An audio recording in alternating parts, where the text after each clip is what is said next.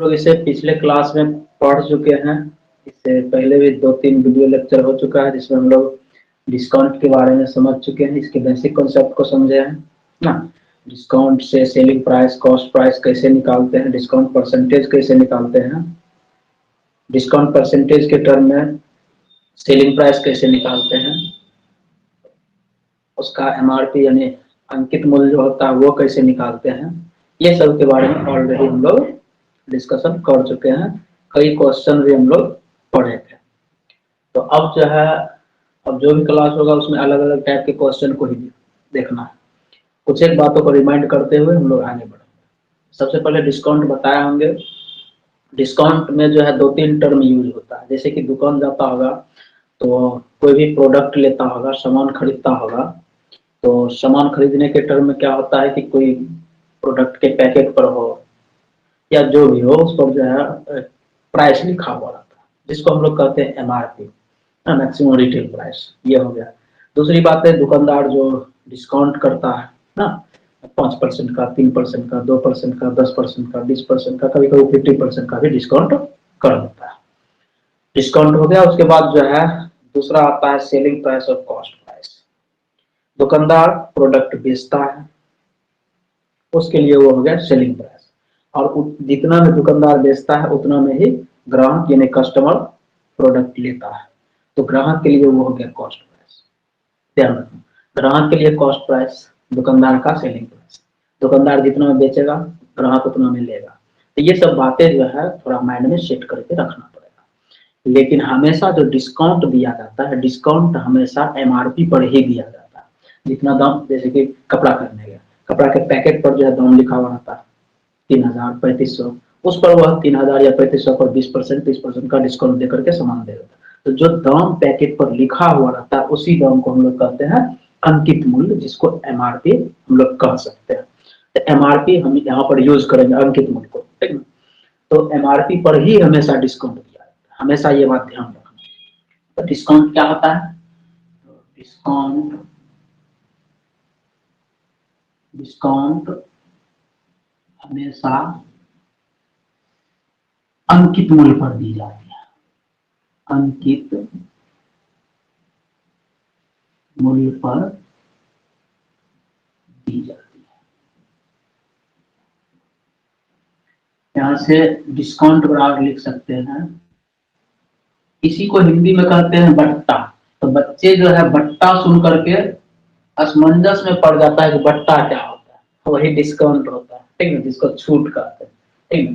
तो हिंदी में कहेंगे बट्टा लिखा हुआ रहता है तो कंफ्यूजन होता है। चैप्टर में भी बट्टा ही लिखा हुआ रहेगा, स्टूडेंट में कंफ्यूजन आ जाता है कि भाई ये बट्टा होता है क्या। इंग्लिश में यदि देखोगे या ये हिंदी में ही छूट उसको बोले तो इजीली समझ में आ जाता है। तो हम छूट, बट्टा या डिस्काउंट तीनों लिख देंगे, तीनों का मीनिंग एक ही होता है। डिस्काउंट कैसे निकालेंगे? मान लो 1500 अंकित मूल्य है, वो तुमको 1000 रुपये में दे दिया, इसका मतलब 500 का डिस्काउंट हुआ, 1500 माइनस 1000, यानी डिस्काउंट जो होता है अंकित मूल्य में से सेलिंग प्राइस को घटाने से प्राप्त होता है। अंकित मूल्य में सेलिंग प्राइस को घटा दें तो डिस्काउंट इज इक्वल टू, यानी बट्टा या छूट बराबर क्या हो जाएगा? अंकित मूल्य माइनस विक्रय मूल्य, मतलब दुकानदार का विक्रय मूल्य। दुकानदार जितना में बेचा उतना में कस्टमर खरीदा, ये ध्यान रखना। तो डिस्काउंट को हम लोग शॉर्ट में लिखेंगे डी, अंकित मूल्य को हम लोग शॉर्ट में एमआरपी लिखा करेंगे, और विक्रय मूल्य को हम लोग सेलिंग प्राइस एसपी लिखा करेंगे। डी बराबर हो जाएगा एमआरपी माइनस एसपी। यहाँ से यदि एमआरपी निकालोगे, एमआरपी निकालने की जरूरत पड़ता नहीं है, इसे इसको इधर ले जाओ, एसपी प्लस डी हो जाएगा, ठीक है। यहाँ से एसपी निकाले, एसपी बराबर क्या हो जाएगा? एमआरपी माइनस डी हो जाएगा। और हमेशा जो डिस्काउंट दिया जाता है, डिस्काउंट किस पर दिया जाता है? डिस्काउंट हमेशा अंकित मूल्य पर दिया जाता है। इस तरह से डिस्काउंट परसेंट यदि निकालते हैं तो डिस्काउंट परसेंट बराबर डिस्काउंट बटे एमआरपी इंटू 100, ये डिस्काउंट परसेंट का फॉर्मूला होता है। अब इसको कैलकुलेट करने के बाद दो अन्य टर्म यूज में आता है जो तुम लोग लॉस प्रॉफिट में ऑलरेडी पढ़ चुका होगा।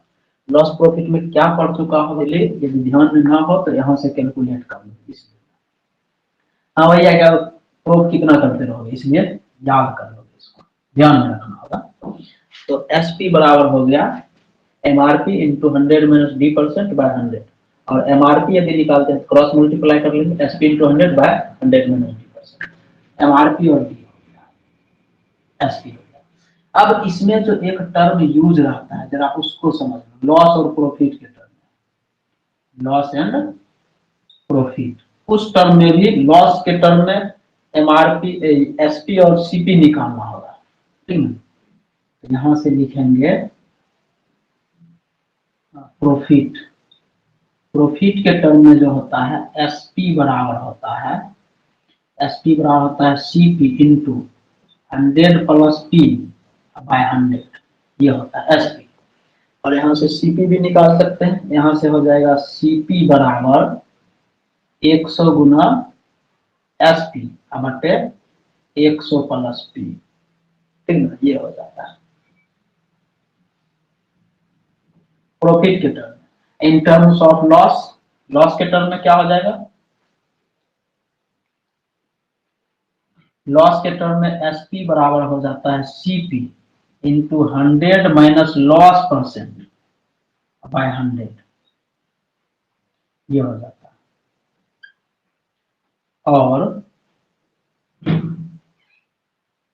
और सीपी बराबर हो जाता है SP into 100 by 100 minus loss percent.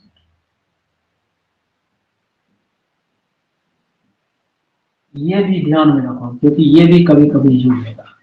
तो पिछले वीडियो लेक्चर में इसका यूज पढ़ ही लिए हो, ये सारा का सारा हम बता रखे हैं, और जब जब क्लास लेंगे तब तब हम ये सब रिमाइंड करवाते रहेंगे, क्योंकि ये सब यदि ध्यान में नहीं रहेगा तो क्वेश्चन बनेगा नहीं।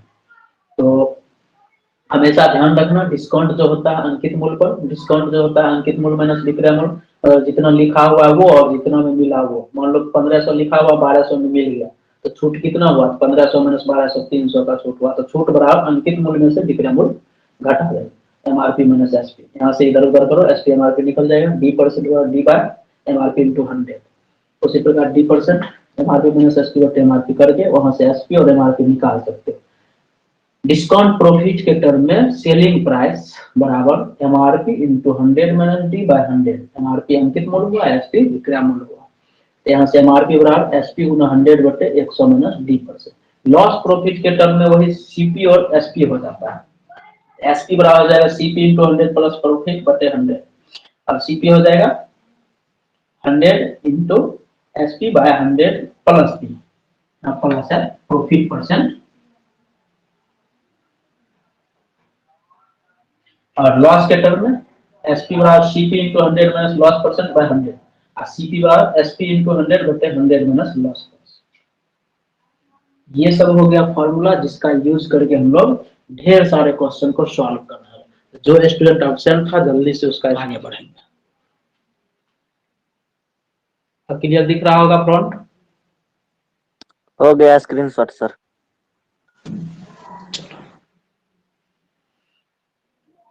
अब कुछ क्वेश्चन लिखाए थे, उस क्वेश्चन को करवा देते हैं। रॉयल राज अंकित कौन है? रामपुर वाला है रे? जी सर, जी जी ठीक है सर, वही तो है ऑनलाइन क्लास का फायदा ना, जो पूछेगा सब ज्ञानी मौजूद रहता है, तुरंत जवाब दे देगा, लेकिन माइंड से नहीं। तो गूगल से सर्च कर सकते हो या बगल में चीट रख करके कर सकते हो, ऐसा भी होता है ना। स्टूडेंट सब ऑनलाइन एग्जाम का बहुत फायदा उठा रहा है क्या? यदि कोई एग्जाम हुआ होगा ऑनलाइन तो बहुत मजे लेता होगा, आराम से क्वेश्चन आया, दो मोबाइल रखेगा, एक मोबाइल से क्वेश्चन पढ़ेगा, दूसरे मोबाइल से क्वेश्चन सर्च करके आंसर लिख लेगा क्या? चलो ठीक है, अच्छा है। चलो तो कुछ क्वेश्चन दिए थे और कुछ क्वेश्चन बताए भी थे क्या? तो कहाँ तक बता दिए थे सर? एको क्वेश्चन नहीं बताए थे, उसमें 6 क्वेश्चन दिए थे। 6 क्वेश्चन में से एक भी नहीं बताए? नहीं, एक भी नहीं बताए। उससे रिलेटेड क्वेश्चन करवाए थे, एक बताए थे सर, समतुल्य ज्ञात करने के लिए बताए थे सर। धन कह रहा है एक व्यापारी अपने सामान पर 10% छूट देता है, 10% का डिस्काउंट दे करके भी 26% का प्रॉफिट कमा रहा है। कह रहा है यदि उस वस्तु का अंकित मूल्य 280, अंकित मूल्य सबसे पहले इसी को लिखते हैं। अंकित मूल्य मतलब क्या हुआ? अंकित मूल्य मतलब हो गया एमआरपी। एमआरपी दिया हुआ कितना? 280, और इस पर 10% का छूट देकर बेच रहा है। एक व्यापारी अपने सामान पर 10% का छूट देता है, तो छूट किस पर देता है? छूट हमेशा एमआरपी पर होता है। तो छूट देता है इसका मतलब 10% डिस्काउंट करके बेचेगा, तो 10% जब डिस्काउंट करेगा तो सेलिंग प्राइस क्या हो जाएगा? सेलिंग प्राइस का जो वैल्यू होगा 10% छोड़ दो, यानी 90%।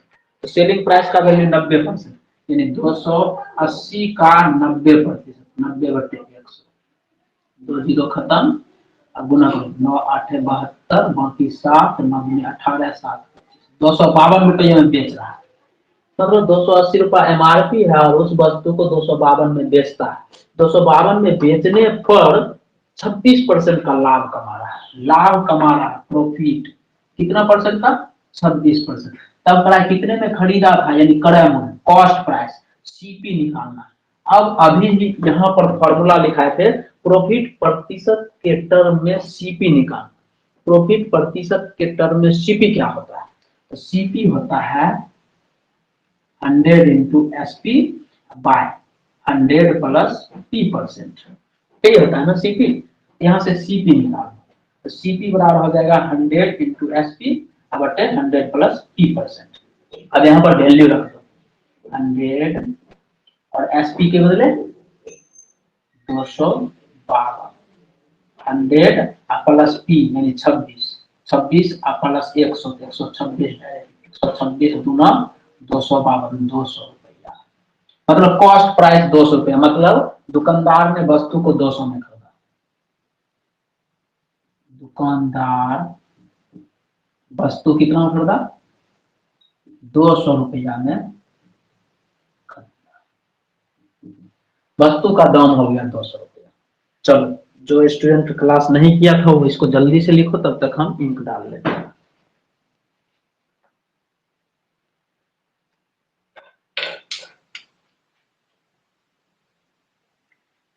स्क्रीनशॉट ले लो।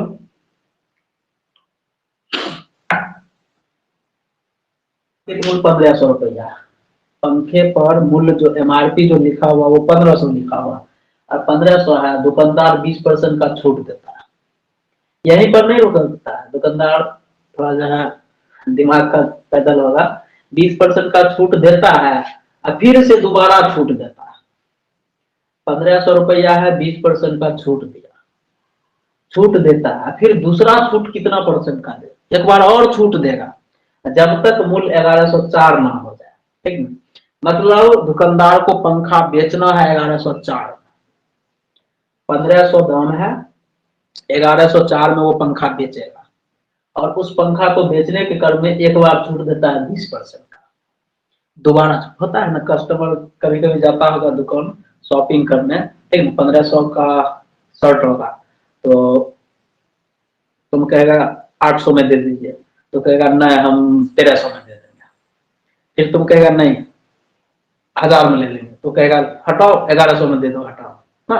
तो इस तरह का जो है 2 बार डिस्काउंट करवा लेता है। वही है यहाँ पर, एक बार पंखा पर 1500 दाम है, 20% का छूट दे दिया, 20% का छूट देने के बाद भी एक बार और छूट करवाता है, जब तक उसका दाम 1104 ना हो जाए। एक और छूट करेगा तब दाम 1104, मतलब 1104 में वो बेच देगा पंखा। तो सबसे पहले 1500 है, 1500 का 20% डिस्काउंट के बाद देखते हैं कितना बचता है, उस पर X% का डिस्काउंट करवाएंगे 1104 करने के लिए। तो देख लेते हैं क्या होता है। तो सबसे पहले फर्स्ट कंडीशन में 20% का छूट मिलता है, तो 1500 के पंखे को 20% छूट देकर बेचेगा, तो प्रथम फर्स्ट स्टेज में SP क्या हो जाएगा? तो 1500 पंखा का दाम है, 20% छोड़ दिया, यानी उसका वैल्यू अब बच गया 80%। 20% छोड़ दिया तो 80% में उसका 80% में वो बेच देगा, तो 80%, इसका 80% निकाल लेते हैं। 80/100, 20 20 खत्म, 15 8 120, 1200 रुपया। मतलब यदि 20% का छूट देता है तो 1200 में बेचेगा पंखा को, लेकिन 1200 में नहीं बेचता है, पंखा को बेचता है 1104 में। अब बताओ कंडीशन में देखो, बेचना है, लेकिन वह बेचता है कितना में? 1104। इसका मतलब है कितना? 10 में से 4 घटा 6 9 94 रुपया। इसका मतलब है कि 1200 पर फिर से छूट करवा रहा है। कितना का छूट करवा रहा है वो नहीं पता, लेकिन 1200 पर कुछ परसेंट छूट करवा के 96 रुपया का छूट पा जाता है। 96 रुपया का छूट, तो 1200 का x परसेंट कितना? 96। 1200 का x परसेंट निकालते हैं, वो 96 के बराबर कर देते हैं। कितना परसेंट 96 होता है वो देख लेते, उतना परसेंट का छूट मिल जाएगा ना। तो यहाँ पर जाए, अब इस पर फिर से छूट मिल रहा है, या प्रतिशत छूट तो 96 हो गया ना, तो प्रतिशत छूट बड़ा क्या होगा? छूट बटे इतना गुना 100, ऐसे करके भी निकाल सकते हैं। यहाँ से लिख सकते हैं 1200 का x प्रतिशत बराबर,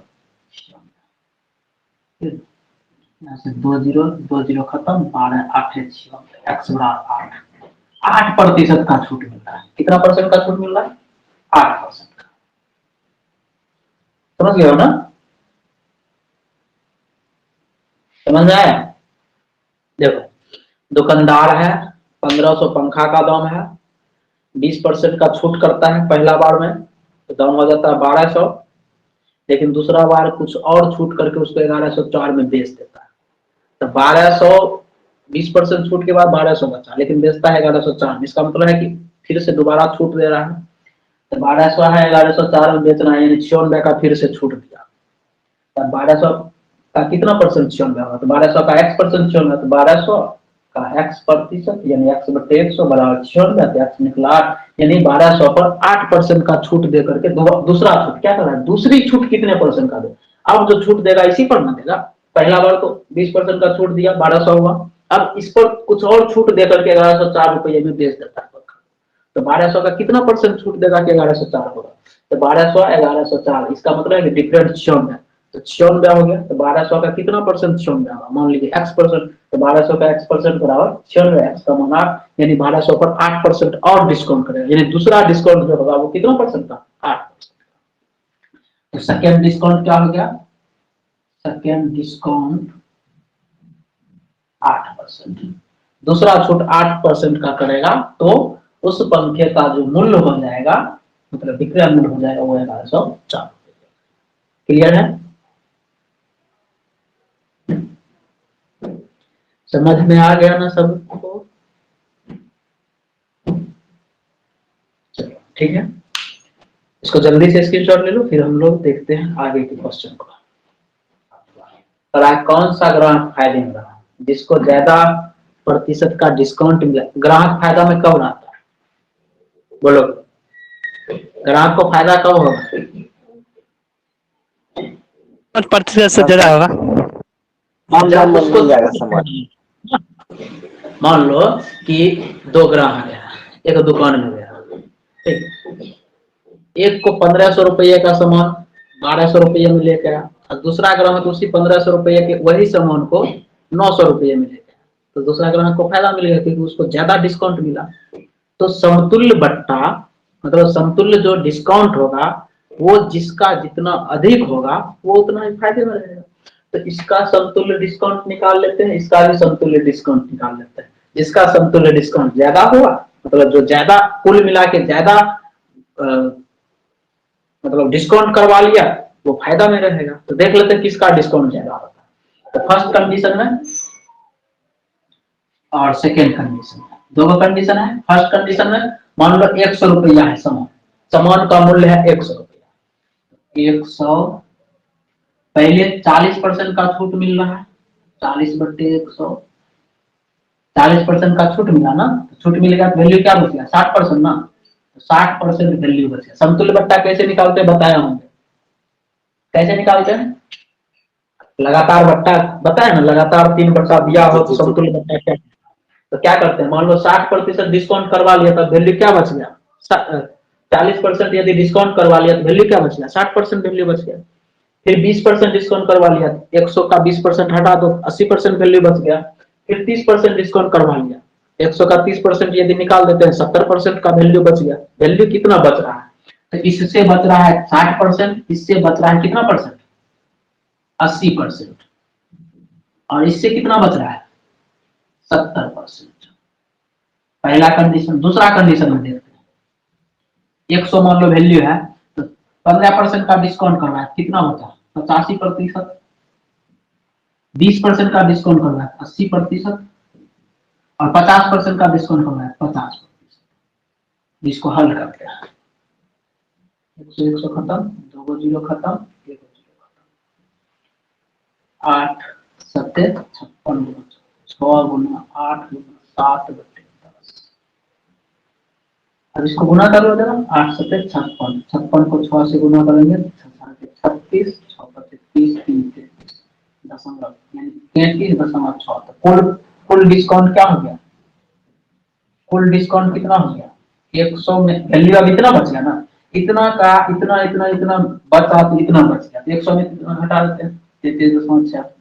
तो इसको कम करेंगे, 10 में 6 घटा 4, 9 में से 3 घटा 6, 66.4 कितना हो गया? 66.4%। ये कुल डिस्काउंट मिला पहला ग्राहक को। दूसरा ग्राहक को देख लेते हैं। 2 जीरो 2 जीरो। अब इसको गुना कर लो, गुना कर लेते हैं।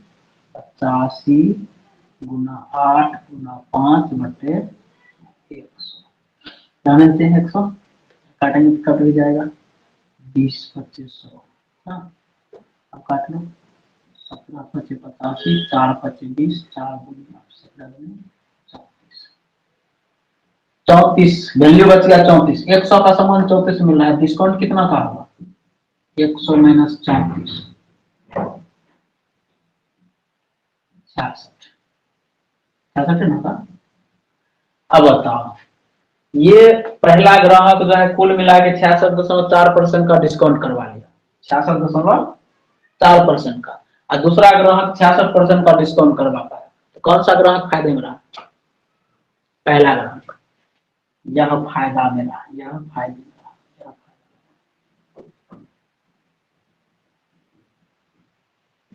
पहला ग्राहक को ज्यादा फायदा हुआ क्योंकि उसने ज्यादा डिस्काउंट करवा। देखो, मान लिया सामान का वैल्यू 100 है, 40% डिस्काउंट करवाया, 60% बच गया, 20% डिस्काउंट करवाया, 80% बच गया, 30% डिस्काउंट करवाया, 70% बच गया। टोटल मिला के 33.6% बच गया वैल्यू। तो कुल डिस्काउंट कितना हुआ? 100 का था, इतना बचा, 100 में से इतना घटा दिया, 66.4% का डिस्काउंट करवा दिया। दूसरे कंडीशन, 100 वैल्यू है सामान का, 15% डिस्काउंट करवाया 85 बच गया, 20% डिस्काउंट करवाया 80 बच गया, 50% डिस्काउंट करवाया 50 बच गया, कुल मिला के 34 बच गया। अब बताओ, 100 रुपया तुम्हारे पास 34 रुपया ही बच गया, तो कुल कितना खर्च हो गया? 66। इसको 66 का डिस्काउंट मिला, इसको 66.4 का डिस्काउंट मिला। पहला वाला क्या हुआ? फायदा मिला। हो गया? तो जल्दी से इसका स्क्रीनशॉट ले लो।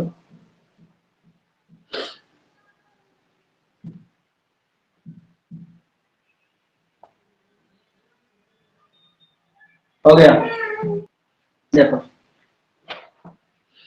4 वस्तु खरीदा, 1 वस्तु मुफ्त मिला। 4 वस्तु हमने खरीद लिया, मान लो एक वस्तु 25 रुपया का है, तो 4 वस्तु 25 चौके 100। 100 रुपये के सामान खरीदे तो एक वस्तु और हमको मिल गया, यानी 125 रुपया की वस्तु प्राप्त कर लिया। इसका मतलब ये हुआ कि 125 रुपया यदि दाम है तो 100 रुपया में हम ले रहे हैं, 25 रुपया छूट करवा रहे हैं, सीधी सी बात। चलो यहां से देखते हैं। 4 वस्तु मैंने खरीदा, 4 वस्तु खरीदने पर एक वस्तु हमको मुफ्त मिला, प्लस एक वस्तु हमें क्या आया? फ्री में आया। अब हो गया हमारे पास 5 वस्तु, मतलब दुकानदार से हमने कुल 5 वस्तु प्राप्त किया। तो कुल 5 वस्तु प्राप्त किया, जिसमें से एक वस्तु फ्री वाला। 5 वस्तु प्राप्त किया, उसमें से एक वस्तु फ्री वाला। कहते हैं ना 500 नंबर में 100 नंबर मिला तो कितना प्रतिशत हुआ, तो 100 बटे 500 गुना 100 करते हैं ना, तो वही 5 में 1 हमको फ्री में आ गया, क्या 5 पर 1 यानी 1/5 इतना हो गया। अब इसको प्रतिशत में बदलेंगे तो क्या करेंगे, 100 से गुना ही करेंगे ना, हो गया निकाल। यहाँ से डिस्काउंट परसेंट निकालना है, तो 4 वस्तु खरीदने गया, 4 वस्तु खरीद लिया, दुकानदार 1 वस्तु फ्री में दे दिया, कुल मिला के 5 वस्तु आ गया, तो 5 वस्तु में 1 वस्तु फ्री वाला है, यहाँ से जो है डिस्काउंट प्रतिशत क्या हो जाएगा। ऐसे भी देखो, ये हुआ दुकानदार के द्वारा बेचा गया, यानी ग्राहक के द्वारा खरीदा गया मूल्य, 4 गो सामान बेचा ना, ये 4 गो सामान खरीदा, 1 सामान ऊपर से फ्री में आ गया, ये डिस्काउंट में आ गया ना, 1 सामान आ गया, तो कुल मिला के 5 सामान हो गया, यानी 5 है, 5 में 1 फ्री वाला। ऐसे भी ये फ्री वाला हो गया डिस्काउंट, तो डिस्काउंट हो गया बटे ये अंकित मूल्य कुल मूल्य हो गया, तो डिस्काउंट बटे अंकित मूल्य गुना 100 करते हैं, डिस्काउंट प्रतिशत निकल जाता है, तो 1 डिस्काउंट में मिला, कुल है 5 अंकित मूल्य गुना 100, इसको काट दो 20% का डिस्काउंट। अब मैंने बोला कीमत के टर्म, मान लो 1 की कीमत है 25, तो 4 की कीमत क्या हुआ 25 के 100, एगो फ्री में आ गया, तो इतना ही रुपया हम लगाए हैं, सारे को ना दाम दिए, मतलब 100 हमने दिया, हमको 1 ऊपर से फ्री में मिल गया, यानी 125 रुपया। अब बताओ 125 रुपया का सामान हमको 2100 रुपया में मिल गया, तो 25 रुपया हमको मुफ्त में आया ना, तो 25 रुपया डिस्काउंट मिला, तो 25 बटे कुल कितना था 125 गुना 100, 25 25 125 5 से का 20% का छूट हमको मिला। जैसे करना है बना सकते हैं, जिस तरह से समझ गया ना। 4 वस्तु पर 1 वस्तु फ्री मिल गया, तो कुल हो गया 5 वस्तु, 5 वस्तु में 1 ऐसा वस्तु है जो फ्री वाला है, तो 5 में 1 हो गया, 1/5 प्रतिशत बदलना, 100 से गुना कर दिया, 1/5 गुना 100, यहाँ से 20% निकल गया। क्लियर है ना।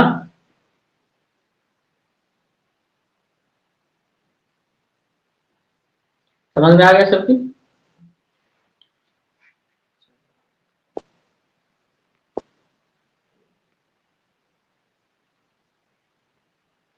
ठीक है, जल्दी से इसको स्क्रीनशॉट ले लो, फिर हम लोग आगे बढ़ते हैं।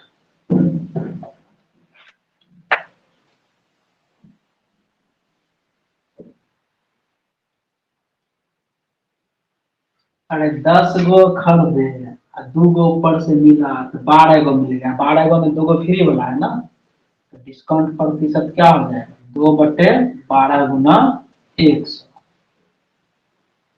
3 दूना 6, 50 दूना 100, 50/3, 16/2/3 हो गया। तुम लोग बोलते क्यों नहीं, बना लेते हो फिर भी। समझ में आ गया ना।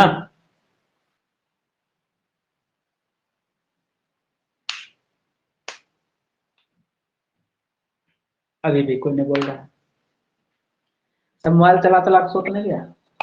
जी सर। जी सर। तब इतना देर लगता है बनाने में, मिटा दें। जी सर।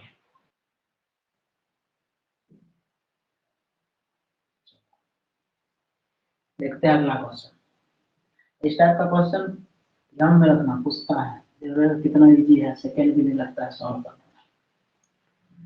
में। अब हम लोग चलते हैं थोड़ा एडवांस्ड है। अब इस तक सब जगह बउआ वाला क्वेश्चन था, चलो ध्यान दो। क्वेश्चन कह रहा है कि एक दुकानदार अपने वस्तु के अंकित मूल्य पर 30% की छूट देता है और 5% का लाभ कमाता है, तब कह रहा है कि अंकित मूल्य क्रय मूल्य से कितना देता है। यहाँ अंकित मूल्य भी मालूम नहीं है, क्रय मूल्य भी मालूम नहीं है। सबसे पहले छूट किस पर दिया जाता है, अंकित मूल्य पर ही ना छूट दिया जाता है, हमको अंकित मूल्य मालूम है ना, कैसे होगा। 5% का लाभ भी कमाता है। लाभ किस पर कमाता है बताओ तो। कोई भी व्यक्ति, कोई भी दुकानदार लाभ जो कमाता है ना, वो अंकित मूल्य पर नहीं कमाता है, वो क्रय मूल्य पर लाभ कमाता है, ध्यान रखना। हमने बताया ना, जब भी लाभ या हानि की चर्चा हो तो क्रय मूल्य में जाएंगे, जब डिस्काउंट की चर्चा हो तो अंकित मूल्य में आएंगे। ये ध्यान रखना हमेशा। लॉस प्रॉफिट हमेशा कॉस्ट प्राइस पर कैलकुलेट किया जाता है, डिस्काउंट हमेशा एमआरपी पर दिया जाता है। माइंड में सेट करके रखना। अब बताओ, देखो दुकानदार को एमआरपी से कोई मतलब नहीं रहता है। एमआरपी एक बेस प्राइस हो गया जिस पर उसको कुछ छूट दे करके दुकानदार को देना होता है, कस्टमर को देना होता है, ठीक है। उसका जो एक्चुअल प्रॉफिट होता है वो गुप्त रहता है, वो छुपा हुआ रहता है उसके क्रय मूल्य पर, कि दुकानदार जहां से सामान लाया थोक में, वहां उसको किस भाव में दिया गया, वो उसका क्रय मूल्य हो गया। चलो, तो क्रय मूल्य के टर्म में हम लोग 100 मान करके बेहतरीन तरीके से क्वेश्चन सॉल्व करते थे, कॉस्ट प्राइस सेलिंग प्राइस। अभी थोड़ी देर के लिए इसको भूल जाओ, इसको 5% का लाभ कमाता है, इतना ध्यान रखो। 5% का लाभ किस पर कमाएगा? क्रय मूल्य पर। मान लो क्रय मूल्य 100 है तो 100 रुपये में 5 रुपये कमाता है। चलो, तो मान लेते हैं सीपी जो है, माना सीपी जो है 100 है, प्रॉफिट कितना है? 5% का प्रॉफिट मतलब क्या होगा? 100 में 5 रुपया कमाता है, 100 में 5 रुपया का इनकम है, कमाता है। तो सीपी यदि 100 है तो 5 उस पर प्रॉफिट मिल गया, यानी एसपी क्या हो जाएगा? 105 हो जाएगा ना? नहीं होगा? 100 रुपया मान लो सामान का दाम है, दुकानदार किसी सामान को 100 रुपये में खरीद के लाया, तो 5% का लाभ कमाएगा। 100 का 1% 1 होता है, 10% 10 होता है, 5% 5 होगा।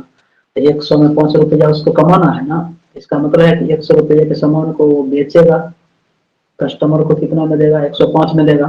वही बात मान लिए कि 100 रुपया में दुकानदार खरीदा सामान, 5 रुपया का लाभ कमा रहा है, तो बेचेगा 105 में। अब एसपी हमको प्राप्त हो गया। एसपी जब दिया गया हो, डिस्काउंट भी दिया हुआ हो, तो एमआरपी तो निकल ही जाएगा ना। डिस्काउंट परसेंट दिया हुआ है, एसपी दिया हुआ, तो एमआरपी नहीं निकलेगा? बिल्कुल निकल जाएगा। यहां से इसलिए हम लोग लिख सकते हैं एमआरपी बराबर क्या होता है? एमआरपी बराबर होता है SP into 100, 100 minus discount percent, यही होता है ना। डिस्काउंट के टर्म में एमआरपी, डिस्काउंट के टर्म में जाके देखो एमआरपी बराबर एसपी इंटू 100 बटे 100 माइनस 50%, है ना। यहाँ पर लगा दो, एमआरपी निकल जाएगा। यहां से लिख सकते हैं एसपी हो गया 105 गुना 100। 100 में कितना का डिस्काउंट हो रहा है? 30% की ना। 100 में 30 घटा दें, यानी 70।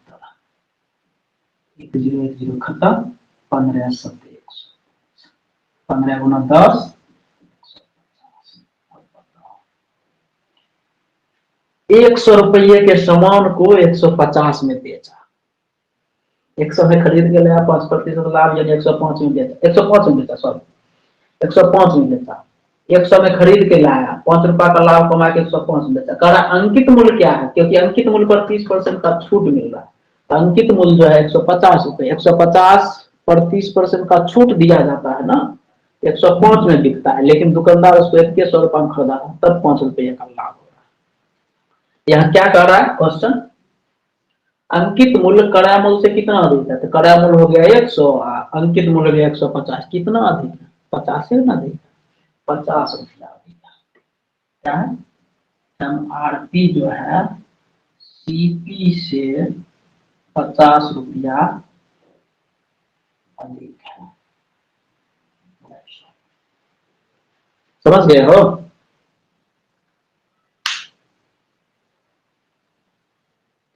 सबको समझ में आ गया है?